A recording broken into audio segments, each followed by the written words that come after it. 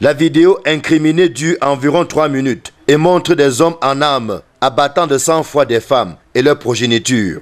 L'image est horrible et choquante. Pour le gouvernement, dont Issa Chiroma Bakari porte la voix, il s'agit d'un fake news réalisé sous la forme d'un document vidéo et dont le dessein malsain est d'intoxiquer le public en déshonorant les forces de défense camerounaises. Il s'agit à l'évidence d'une autre manœuvre de désinformation grossière dont les faits projetés n'ont aucun rapport avec l'action menée par les forces de défense et de sécurité dans le cadre des missions qui leur sont confiées. Dans cette veine de conspiration manifeste, la vidéo qui circule actuellement n'est rien d'autre qu'une malheureuse tentative de transfiguration de la réalité et d'intoxication du public dont il est aisé de démentir la sincérité au regard des éléments factuels contenus dans cet horrible trucage avec des voix off approximativement apposées sur des séquences visuelles.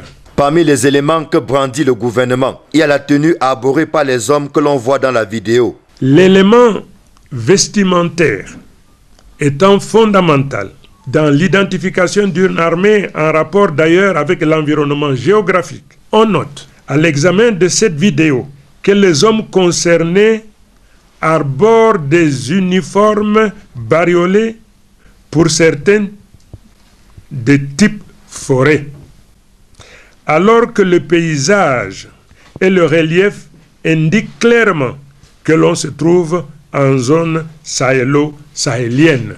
En pareille circonstance, il est constant que les tenues de combat utilisées par l'armée camerounaise sont toujours de type sahélien.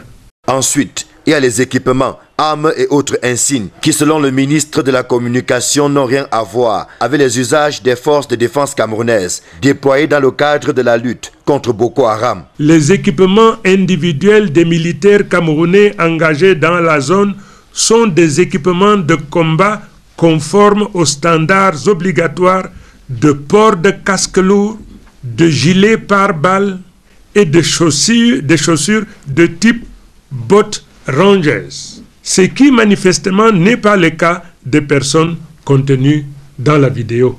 Les armes arborées par les présumés soldats présentés dans la vidéo ne sont pas celles utilisées par l'armée camerounaise dans cette zone d'opération. Un des hommes, se faisant appeler le caporal-chef Chocho, n'arbore aucun signe de son grade. Par contre, l'écusson parachutiste présenté n'est pas conforme au design de l'armée camerounaise. Pour le gouvernement, il s'agit donc d'un grossier montage. Néanmoins, le chef des armées a prescrit l'ouverture d'une enquête, conformément aux usages en la matière.